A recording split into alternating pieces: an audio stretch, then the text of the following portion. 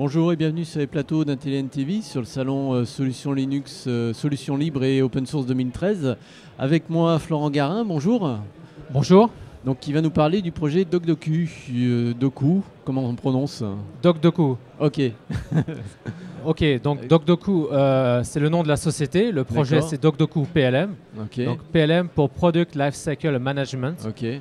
Donc c'est une solution open source de gestion du cycle de vie produit. D'accord. Donc là, ça quand on appelle, alors c'est quoi une solution de, si on explique rapidement, c'est une solution de, ça sert à quoi? Alors c'est quelque chose d'assez compliqué, mais on va essayer de le résumer simplement. Donc très schématiquement, l'idée est de recentrer, de réunir toutes les données liées à un produit. Donc un produit manufacturé en général, donc il peut s'agir d'un avion, d'un aspirateur ou d'un vélo Décathlon par exemple. Okay. Donc voilà, l'idée, c'est une application de gestion donc en mode web qui va réunir donc les données.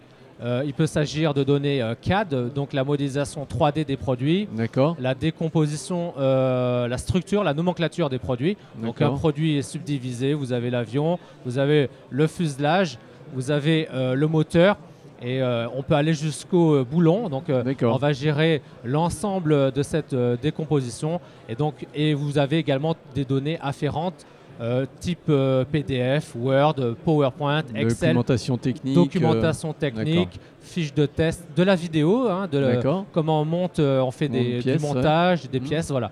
L'idée c'est très général.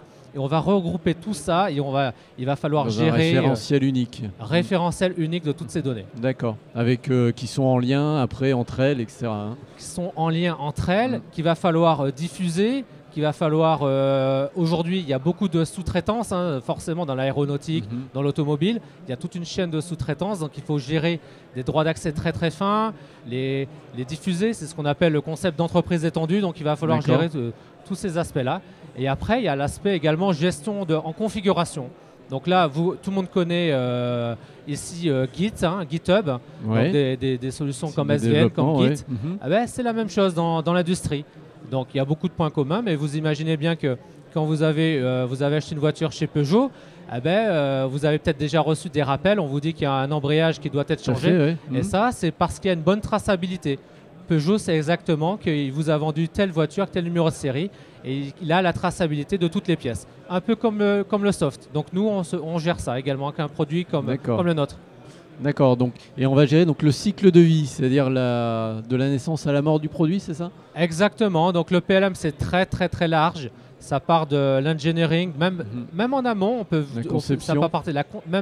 on imagine, on a des idées, on a des pistes, on fait du design, et après on passe en phase engineering, après on est en phase marketing, donc là en marketing, le produit a déjà été conçu, mais il y a des options de la configuration. Vous allez dans une concession automobile, un vendeur va vous présenter avec son iPad votre voiture, il va vous dire vous l'avez en tel coloris, vous pouvez prendre le toit panoramique ou pas.